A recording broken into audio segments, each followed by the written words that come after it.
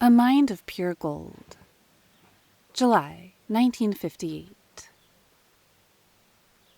The mind, the Buddha said, is like gold.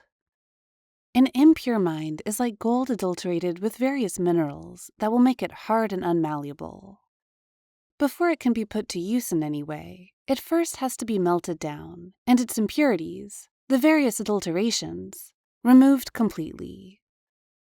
Only then will it be genuine gold, soft and malleable.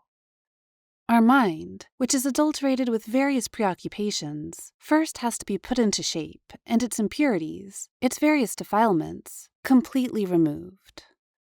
Only then will it be a pure mind, becoming a thing of supreme power and usefulness, like genuine gold, malleable enough to be melted and poured into anything at all. A pure mind can pour around the world without getting snagged, and can roll all around itself, like a bead of water on a lotus leaf, which will roll around without seeping into the leaf. This is what is meant by a mind that is Dhamma. Or you might compare a pure mind to genuine beeswax, which doesn't need fire in order to melt.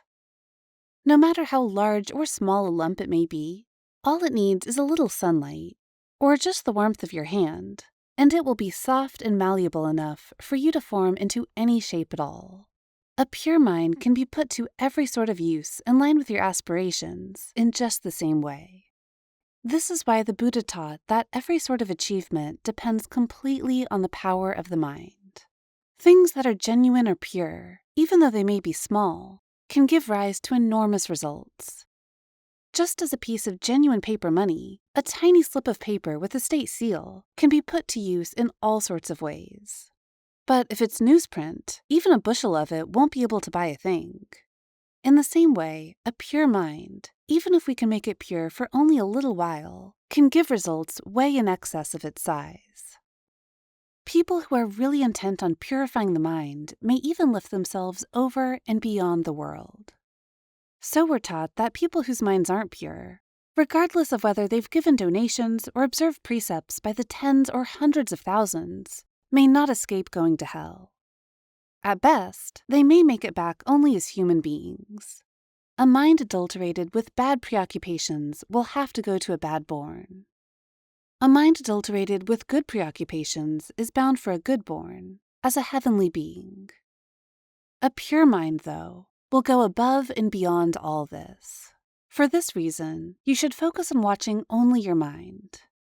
Don't let your attention go leaking out your ears, eyes, nose, tongue, or body. If the mind is murky, make it clear. Keep trying to chase away its various preoccupations until they're completely gone, leaving only the genuine gold, a pure mind. Set your heart on doing it right now. Just as we have to give rise to goodness in our actions, we have to give rise to goodness in our minds by letting go of physical and mental phenomena, which are a heavy load. This is why the Buddha taught Bharahava Pankakanda. The 5 khandas are truly a burden. The body is heavier than rock. How is it heavy? It's big, weighty, enormous. Its mouth can eat cattle by the herd, rice by the ton, and yet never be full for a second. You have to keep finding things to stuff in it all the time, which is a burden to the heart. We've been shoring up this body ever since we were little and red so that it will stay with us, and yet it won't stay. What does stay is nothing more than scraps. What's good leaves us completely. Don't go thinking that it'll stay. The part that's left loads us down, creating stress and pain. So we're taught to let it go. Kaga, relinquish what's outside. For example, the body, and let go of what's in the mind. For example, its various preoccupations that follow along with the world. If we can let go of these things, we'll be light in body and mind. And when we're light in this way, we can be at our ease. Then we can consider further that all these things fall under the truths of the world. That is, they're inconstant, stressful, and not self. They make us misconstrue everything, just as when we let ourselves get duped into spending our money. There are people, for instance, who make sugar water with various colors for us to drink at 10, 20, or 30 cents a glass. Actually, it's no different from the ordinary water we drink, but we have it all misconstrued and think that it's something special, so we'll come back to spend more money to drink it again. This is inconstancy. It's like waves that keep rising and falling, causing us to waver, keeping us from being still and at peace. When we see this, we should incline our hearts toward being trained in the Dhamma. A person who lets the mind be defiled is like someone who lets his children play in the mud. They're bound to cause hardships for their parents, and not only that, they're bound to cause hardships for themselves, because they have no livelihood, no basis for setting themselves up in life. So we should train our hearts to be adults in order to outgrow our defilements and corruptions. We shouldn't let ourselves get tied up in worldly affairs, because they're good only from age 20 to 40. From that point on, our mouth gets smaller and smaller. Our eyes get so small we can scarcely open them. Whatever we say doesn't get past our lips. Our hands get so small that we have to give them a 1-meter extension, called a cane. Our back gets crooked. And with the body sure to run down like this, what are we going to want out of it? It's enough to make you heartsick. So we should develop what's good and becoming within ourselves. Develop goodness into noble wealth.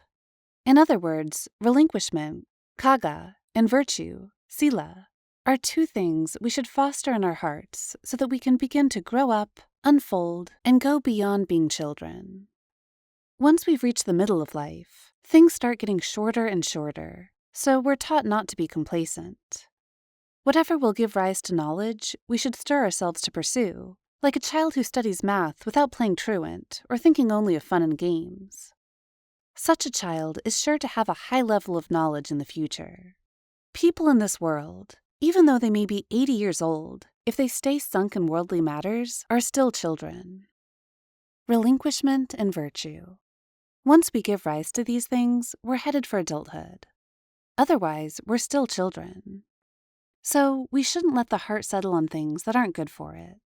Sometimes there are both good and bad things. The good things are hard to latch onto. The bad are easy.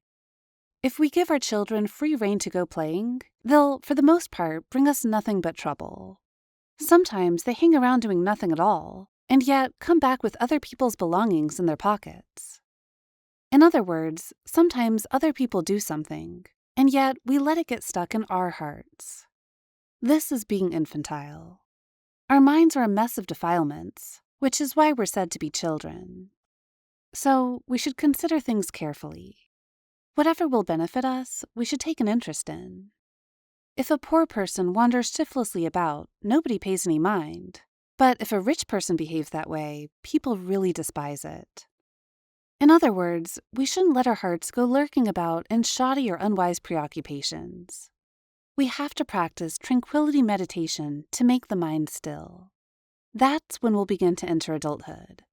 When the mind is still, it gradually gives rise to discernment. Just as a kerosene lantern we keep looking after, adding kerosene, making sure that nothing disturbs the flame, is bound to grow bright. The wick is the breath, the theme of our meditation.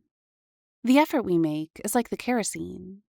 We keep looking after the mind, making sure that the various preoccupations coming in by way of the eyes, ears, nose, and so forth don't collide with the heart.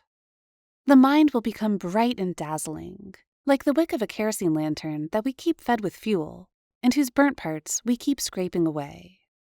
If liberating insight arises, we'll see the absolute truth, that all our preoccupations are inconstant, stressful, and not self, appearing in our heart. When we can see things clearly in this way, we'll be able to let go of our various preoccupations. The mind will give rise to a brilliant radiance, termed Dhammo Pajoto, the light of the Dhamma, and will attain the transcendency of the mind. When we reach this point, that's when we're said to have grown up. We can go wherever we like, for no one will be able to pull the wool over our eyes.